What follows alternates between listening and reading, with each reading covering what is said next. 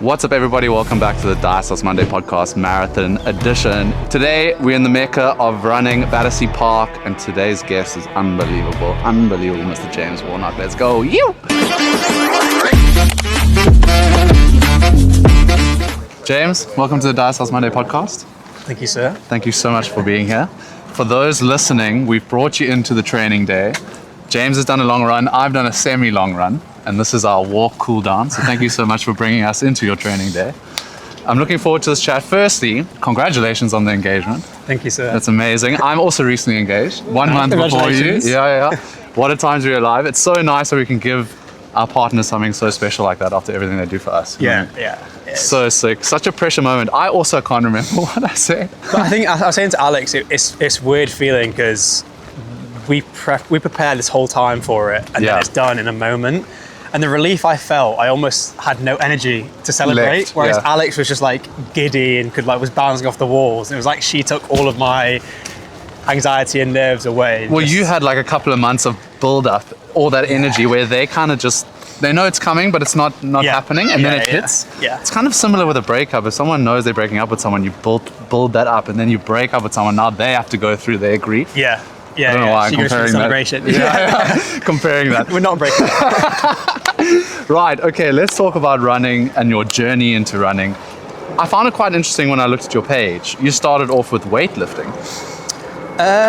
No, I mean, so the page started off with weightlifting, but I was always a runner. Okay. So I used to do cross country and athletics and track growing up. Right. And then switched to weightlifting when I was kind of 16. Went to university at 18, Bath University, very rugby based, very like strength training focused. Yeah. So gained quite a lot of size there, which became my gym background. And then I would say about 5 years ago, I started running again properly. Okay. Doing the hybrid training stuff. Right. Which now became like massive. So was the 4 or 5 years ago before social media? Before social media, yeah. Okay, because my question is, if you turned off all the cameras, moved away from the audience, would you still run? Oh no, if you ask anyone who knows me, like I've been probably semi-obsessed with exercise my entire life. Right. Like I was always doing like double days before that was even a thing. Okay. I think there's a big thing at the moment with like exercise addiction, and I think I definitely went through that phase for probably like, I was probably addicted to exercise anyway, but then when I lost my dad, it became even more prominent, to the point where it was taking away from everything else in my life. And it's only probably the past year where I've actually got over that. Wow. And I no longer overtrain. Okay. So what was the training giving you? Escapism. Well, so like mentally, were you just freeing your mind, or did you? I think it was just a distraction. Like it was pain in a different way. Right. So like I would train 12 times a week, twice a day, most days. With no coach, no like direction? No coach, all like self-taught. I've got a personal training qualification. Okay. Anyway, so I was self-coached for a while. And then, about a year ago, I was like, my energy levels for everything else in my life outside of exercise is like minimal. And you weren't... No sex drive, no like focus. And I was like, something's got to change. Were you still with Alex? Yes, always been with Alex. So I've been with Alex like 10 years. Yeah, wow. So, okay. So she knows that I went like, it's one of them weird things where I obviously grew up with people like Steve Cook and these like legends from YouTube. Yeah. But like, if we're honest with ourselves, like they all had eating disorders in some way or form. Yeah, okay. I think like I went through that phase where I was tracking calories to the nth degree. Yeah.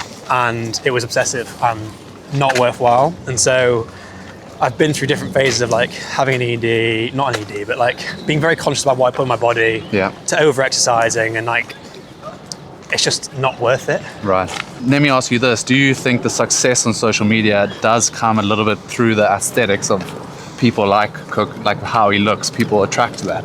They chase that. I think pretty privilege in social media is a heavy influence on how successful someone is. Right.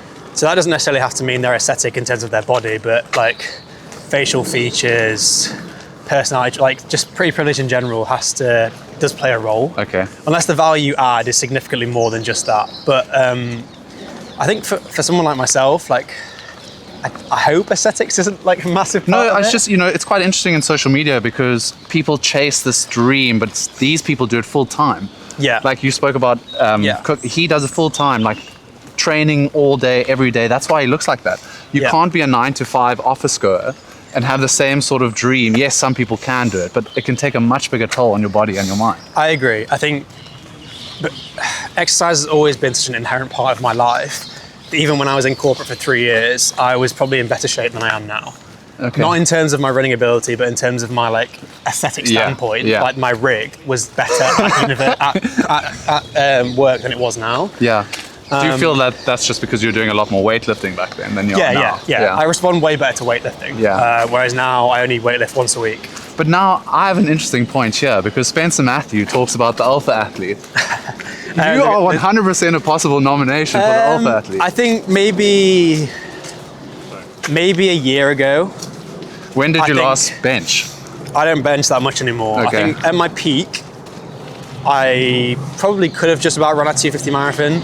Yeah. 110 for 10 was probably a bit of a push. Really? Okay. So that is quite heavy. I don't really know my benching too much. Is 110 for 10 quite serious? I was doing like 100 for 4 sets of like 8 to 10 reps. Okay. Back to back. So not far. I probably, if I trained and focused on the bench, maybe I could get there at some point. Could be quite a fun target, though. But I just love running. Yeah. Like for me, it gives me so much more like joy, happiness and benefit. Right. Seeing my running times decrease, and it does me seeing my bench increase by like 2.5 kilograms. Yeah. Also for me, like I recognize that being strong to a point helps, but for things like high rocks, once you reach a certain level of strength, it makes no difference how strong you are. Right, that's interesting. Whereas being a faster runner makes a significant difference on your performance. Okay. And then if I also want to be a fast runner anyway, for like 10K, like half marathons, it just makes more sense to not gym too much. No, if you want to focus on running, I mean, I like the strength training in terms of legs. Yeah. So twice a week, I haven't missed a day for about a year, and it's 100% changed my training. Yeah. 100%. The cycling as well, because obviously I did an Ironman last year, so I found the cycling also helped me improve my running tenfold because of the cross training. And then I've gotten big into trail, so the bike actually replicates walking up. Okay. So my coach and I are doing a lot of cycling because obviously there's not a lot of elevation in London. Yeah. All of it, the leg strength though is super important. But now I want to dive into marathon running. So when did you say, right, I'm going to start targeting marathons and start setting times? So my dad passed away in March 2022. Right. I picked up running properly again after that as like an escape, a way to escape. And then in April 23, I did London Marathon.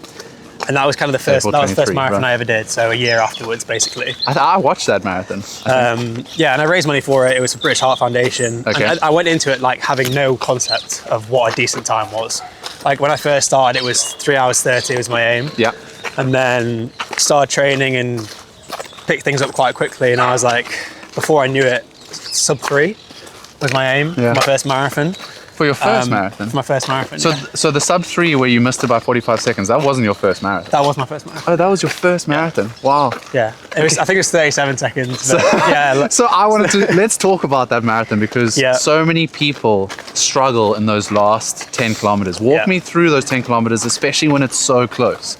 So I think one, I just didn't have the experience in the marathon past like a 35K distance to know what to expect. Yeah. 2, at the time, I didn't realize how much I sweat. So for context, I lose like 3,000 milligrams of sodium per like liter of body fluid. Yeah. Which is like, or something like that per hour. But it's basically on the spectrum of losing sodium, it's the highest you can be. Okay. I'm up there as well. Yeah, which means over like a 5K, 10K half marathon, it doesn't really make too much of a difference. But over a marathon, past 35K, if it's past like 12 degrees Celsius, you're fucked. So like I cramped so badly at 36K, and I couldn't recover. Yeah. So it was at that point where I was like, okay, well, something needs to change. I then cramped for the next 2 marathons I tried to race consecutively, and I was like, okay, something still needs to change. And then Chicago was the first time I used SAP. Okay. And then didn't cramp. Okay, but let's not jump ahead. Because I want to ask, like, why do you think marathon runners spiral after that 30K mark? What do you think the most common mistakes are? I think it's so hard to pin down to one thing. I think it's called no man's land for a reason. Like no one sensibly should go there during training because they'll overcook themselves. Well, that's interesting. Why wouldn't you want to practice that part of the race? It's so much on the body at the time that it's just not worth the risk. Right. It's only something you want to do once or twice or 3 times. Only when you need to do it, basically. Yeah, absolutely. Yeah. So what would you advise people to do? So say I'm running my first marathon, London Marathon.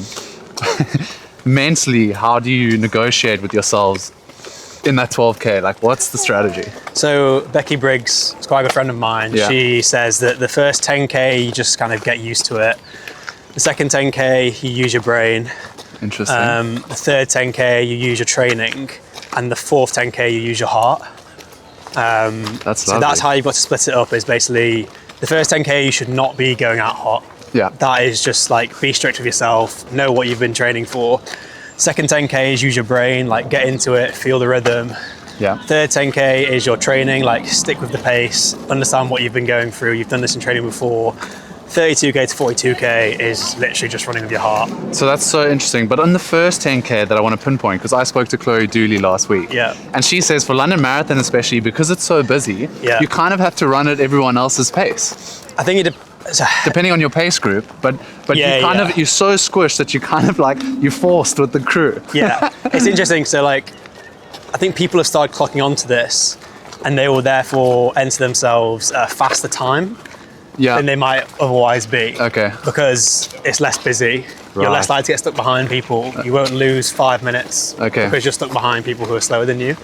And then there's a bit of space for you to kind of go at your own Yeah, pace. so for me, for example, I will put myself in like a first Chicago Marathon, I put myself in a 2:45 pen, which wasn't too far off what I was doing. And it just meant from the very start, I was running my Freedom. pace. Yeah. Okay.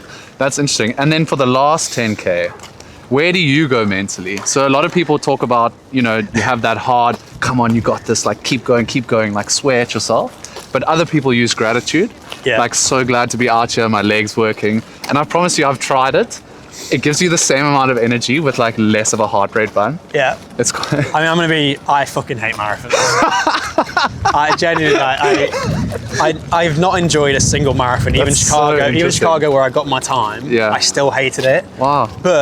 And I hate it for months afterwards. But then somehow, like 3-4 months afterwards, I'm just like, Signing up for another oh, one. you know what? I know I can beat my time. And it's like, it is like the after feeling is kind of like, Eudaimonia. yeah, Have you heard Ross Edgley use that? no, So eudaimonia is like a term that this old historical guy, he termed happiness through the battle of struggle. yeah, So it's like struggling to get happiness is called eudaimonia. And Ross Edgley spoke about it. He said, if I gave you £1 million, you'd be happy. yeah, But if you worked for 2 years with SAP, grew the business, made £1 million, that's eudaimonia. yeah. So much And it's the happier. same. It's the struggle through a marathon, long Okay. distance event. Yeah, and yeah. obviously Ross does those like 4-day swims. He talks about coming out the other side. Yeah. So that's really what you're feeling at the end No, of those I races. love that. Yeah. Yeah.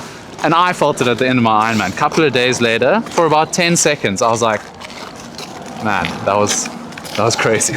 Like, I did that. Put yourself through that. Yeah. I wanted to ask you, you said, and the first thing you said when you crossed that finish line, when you got the 250, was just keep going.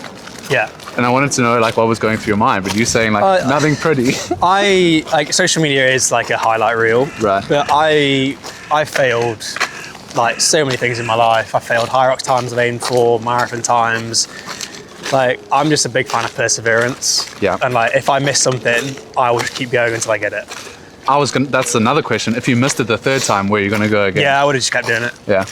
Like 100%. But now that you've got it, how is running now? Like, what's the next It's interesting marathon because I for you think now? I can't do marathon after marathon. Yeah. So like, I will need a change of goal in some way or form, and whether that is just distance goal, like 5K or 10K, Right. it gives me a refresher, which I need. So like, I switched my aim to like a sub 33 minute 10K. Yeah. And like a 16-minute 5K. Right, so you're just switching the And then I races. got them, and I was like, okay, that now proves that I'm a certain speed that I didn't think I was. Let's go back to the marathon and see how that translates. Okay. So now I'll have a different goal next time I run the marathon. So what is your goal for your next marathon? I think a sub 240 You want to drop another 10? would be the aim. Yeah, I think yeah. So Yeah. how are you able to drop such massive PBs? Because people talk about running, that split second is so much more training than just a split second. So to think- drop so much, are you just ramping up the training? Are you bettering your nutrition? Is the strategy better? Is the coach better? So the first time I ran my first marathon, I was gymming 5-6 times a week, very high intensity, high rock style training alongside running 4 days a week. Right. And I got just about sub 3 or just around 3 hours.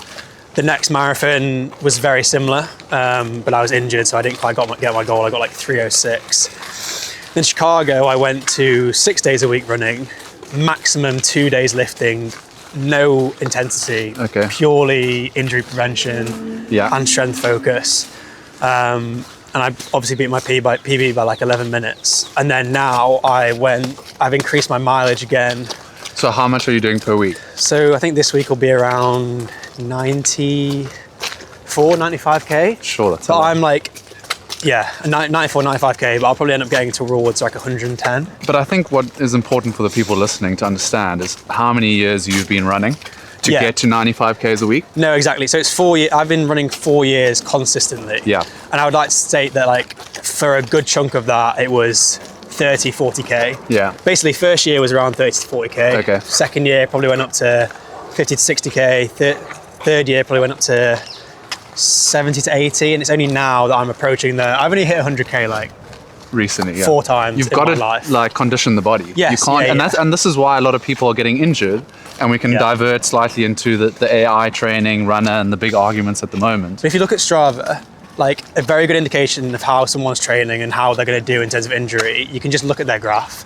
Like if you look at influencers, there's some influencers who will do a 20K week, and then you look at their Strava and they'll done 120K out of nowhere. Yeah. And then it'll flatline. That's interesting. And it'll stay like that for like 3, and then they'll 4 have weeks. Another spike. Then they'll have another spike, and they'll go through injury and whereas like mine's kind of steady at 70, maybe a slight dip for a deload week, a bit of a spike. I actually had a bit of an Achilles issue when I was in Australia because of the elevation, which I didn't quite expect. So I took a week off. Running. I think I ended up running like 45K. Yeah. But if you look at my Strava, it's like a little dip, but then it fixed everything. Yeah. And now I'm back up. Well, that's the thing. Recovery is so important. A lot of people also just chase the green blocks on Training Peak without actually listening to their body. Yeah. And I was that guy. The first year of training, I was like, I have to hit the targets, have to hit what the coach is saying. But then I started to break down, and then I'd have a week completely flat, completely off, have to stop, and it would be a disaster. Yeah. But people are scared to take that recovery because they want to hit their sub 3. Yeah, I also think that's the whole argument with runner and AI versus coaches, is that ultimately the plan itself is not necessarily the issue, even though sometimes it can be a bit too intense. The issue is that people don't have enough knowledge to be able to interpret the plan appropriately. Right. So rather than them listening to their bodies and being like, actually, I'm knackered, I'm going to take a rest day, or I'm going to take an easy day, they'll just follow the plan to the T. And people just need to learn to just use their initiative. Yeah. Do a little research, recognize that you should not be probably doing more than 10% increase in mileage per week. You shouldn't be doing 2 speed sessions and 1 long run 100%. if you're a beginner. And my thing as well is that no one's holding them accountable. Exactly. So they're skipping the strength sessions. Yeah. So they're not doing the strength twice a week. They're just doing the running. Yeah. And then I'm also a big believer in cross training with the bike and the swimming. So all of those things come into play. And I think it's great to get people into running and to create discipline. They've got a schedule to follow. I think running does become so much better to someone that's never run before if they have something to follow. So I get it. But once you cross a certain threshold and you become a little bit more of an athlete, you need to then sort of make a plan and do something different and not just follow. Agree. Also, I would like to flag that the biggest improvement I ever saw was when I started getting a coach. Right. By an absolute mile. So who's your coach now? So my coach at the moment is Gabriel Smith. Okay. He's ran like a 2:29 marathon.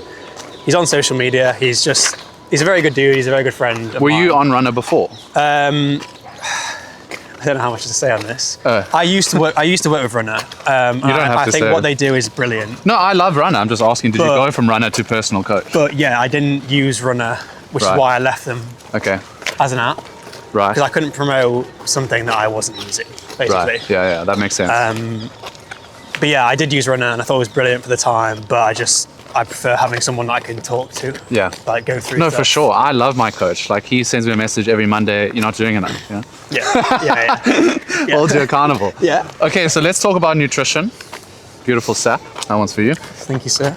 Can I have it now? Yes, you can. I'm also going to have mine. Delish. So tell me, how important is nutrition practice for people that are listening? Because a lot of people go into these marathons, they only start prepping nutrition for the race, and they don't actually practice, and then they'll pick up a Morton gel at the stand 10Ks into their race and wonder why their stomach falls. It's absolutely massive. I think you can always take the risk, and maybe 8 times out of 10, nothing will happen, and it'll be worth it. But for me, I think practicing nutrition is the most important thing you can do. And it's every run. I think every run should be fueled, right? But in terms of practicing race day nutrition, that can just be done on a Saturday when you do your long run. Absolutely. But every run should be fueled. I mean, we have a general rule of thumb where anything above 45 minutes, you should be taking a SAP gel with you. Anything that's like high intensity, obviously depends how far you're running, what the intensity is, what your tolerance is, but... So you actually mentioned to me before the pod that you were running fasted before. So when you made that change, did you see the change in your running? Yeah, massively. You don't really realize it at the time, but when you're kind of running, like doing these 10Ks, your body also preempts recovery. So being fueled before you even finish helps with the recovery process. And anything that was, I'd like to just clarify that anything that was intense, I would never fast. Right. So it was only ever easy runs. Right. And it was probably only ever up to about 10K. Okay. Because a lot of the time back in my day, I would do that because subconsciously I was thinking about my aesthetics, and the run was to lose weight. Yes. Yeah. That's it. It's like being in a calorie deficit. It was the period where intermittent fasting was a thing. Yeah. So I wouldn't eat until like 11 o'clock. And then that just kind of crossed over into this period of life. Yeah. And it's only recently, since I've become like more well-informed and we started doing something like SAP where I actually don't feel bad taking it. Yeah. That I'll now just fuel everything. So I'm actually I don't like gels. So for my Ironman, 12 hours on the field, only 2 gels. I ate baby potatoes on the bike. Really? I had baby potatoes in my bag. Jesus. Yeah, with honey. And I had a sandwich halfway through my cycle. Like, I try to eat as much whole foods as possible. Yeah. Because my stomach does go into a rip with the gels. It just does. Yeah. So there was nothing I could really do about it. And I literally trickled my Morton gels throughout the run, like little sip. So when I met Connor and Sap, I was like, I'm so excited because this doesn't have that sort of... Tell me a little bit what's in the gel that it doesn't have that a gel does have. No, so it's just maple and Himalayan salt. Yes. It's Canadian grade A maple. There's different levels of maple that you can get. Grades, colours, taste profile. So we went through this whole thing when we were doing the process of choosing what we wanted in the gel and different iterations. But maple was just like, we're going to do more studies on it. That's kind of our next step, is to do more like performative measures of why maple is actually... Well, we were just doing honey. I mean, obviously, because maple wasn't... Honey is higher in fructose than maple. And fructose in high concentrations, at like when you're taking on like 90 grams an hour of these carbs, can cause stomach issues. Interesting. Whereas maple's lower. Okay. It's also, I kind of prefer the taste of maple. It's a little bit sweeter. Less thick. Yeah, exactly. Less viscous, yeah. Because when I poured it on my toast the other day, it was quite runny. Yeah. Okay.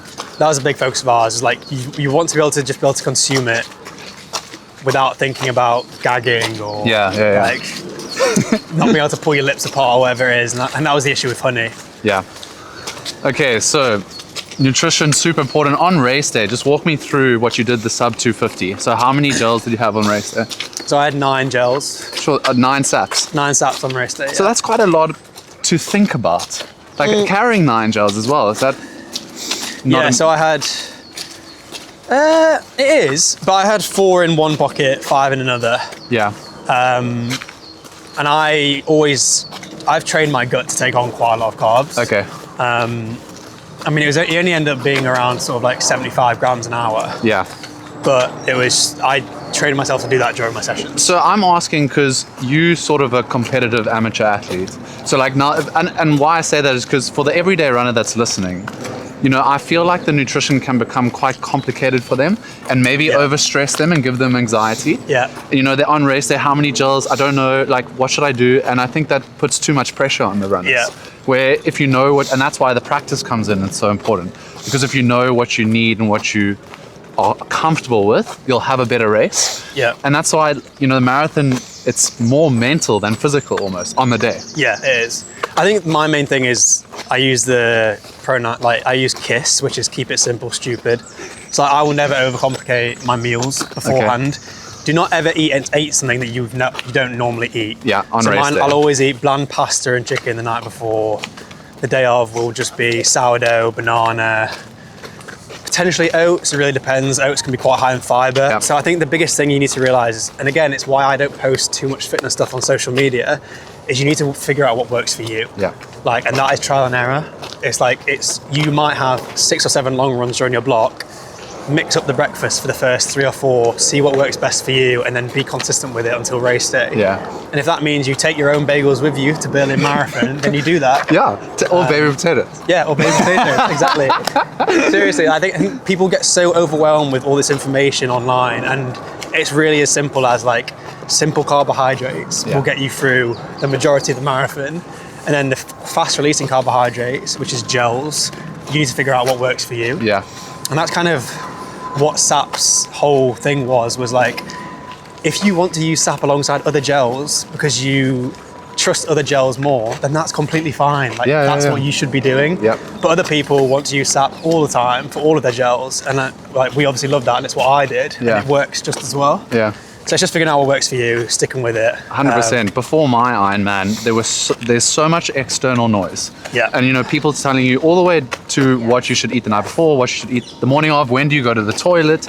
And I just knew my body, and I just stuck to my game plan, and I had such an incredible race. Yeah. If I had listened to everyone's external, I would have gone and changed my little tire thing. I would have gone and and you end up doing all these little things that you aren't comfortable with, and it just could blow your race up completely. Yeah. So like getting rid of that external noise, and you mentioned social media, and that's a good segue.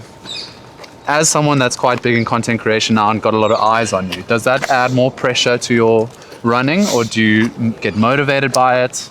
No, like, I've always been intrinsically motivated to run anyway. Okay. I don't really get external validation, doesn't really impact me very much. I'd still be doing it if I had a following or if I didn't. Yeah. And if you do follow me, you'll probably see that I don't actually post that much fitness content on there. 100%. I kind of have the idea that I'd rather turn up to an event, put a decent time down, people be like, what the fuck? Then tell people my entire training saying I'm going to crush it and then underperform on race day. Yeah. That's kind of my ethos towards it. Yeah. And in terms of like crossing people, because we have a funny story. So we both went for our long run, as I said. I then approached James while he was running, like 24 Ks in, head down in the moment. I wanted to, as a South African, I'm like very excited. I wanted to say like, I'll see you later. Like, but I saw the shock in his face because he was like, oh my God, who's that? Does that happen a lot? And were you a bit uncomfortable in that moment? Before you realised that it was me? A big demographic of mine is the Southwest, London. So like, we do get noticed a fair bit, but everyone's really polite and everyone's really friendly. And what I do love about social media is that the community that does follow me is like, we're just very normal. Like, this is what Alex and I really try and show on our social media, because it is who we are, is that we're just normal people. Yeah. And so the interactions we have are actually like really nice and wholesome. Whereas I know some social media friends who have like fans. And that's like a very different concept to someone who almost sees you as like, because people have a parasocial relationship sometimes with like me and Alex where we're like mum and dad, or we're like a friend that they don't know, like an old friend, whereas like other people have like a celebrity die-hard fan. Yeah. And that's a very different interaction. Right, where they're like running after you for a photo type. Yeah, and like, that kind of thing. Yeah. But so, no, it doesn't bother me at all. Like, I love it. When people come up to me and talk to me, it makes me happy. Yeah, because I got a little sense of, he has no idea who I am. We've exchanged emails with no pictures. Like, who the fuck is this guy? But yeah, that was quite funny. I was quite glad it happened because I wanted to ask you like how you feel about people approaching you. No, I love it. Like, I think what freaks me out more is when people just stare and don't say anything. Like, just come and talk to me, or like look and then just like move. I don't know. I'm not even a celebrity. I don't like. We're saying this like I'm actually a famous person. No, I'm really not. No, but I framed it as like you do have quite. You've got a following. Yeah, you do. Yeah, and people watch, and you share your life online. So I know the things that you are doing, but you don't know the things that I'm doing. Yeah. And that is a little bit of. Yeah, it is weird when I have a conversation with someone and they can tell me where I grew up, like, where you like what my family history has been like, and I don't even know their name. But I guess that's a part of the job. Yeah, and that's the sort of new generation that we're in. Yeah. Okay, so I'm running my first marathon. What would be the biggest tip leading into the London Marathon that you would give me? Run your own race. Genuinely, like, you've done the training. Don't go out hot and get like lost in the crowd and get all hyped up. Everything you've done in training is for a purpose, so just apply that on the day. Love that. I hope my training's gone well. You'll be fine. Last question. For people that are really struggling to find like motivation to really pick themselves up, you know, in those dark times, it's dark, it's cold, it's London, like what would be your message to those people to sort of get after it? Good question. Best time to plant a tree was 10 years ago. Second best time was yesterday. The third best time is today. I love that. Where did you sneak that from? I think that's a version. It's a version of the saying. Yeah, I actually wanted to say to you, like, when motivation is lacking, just to go for that training session, what do you do? I just know how I feel without exercise versus how I feel with it.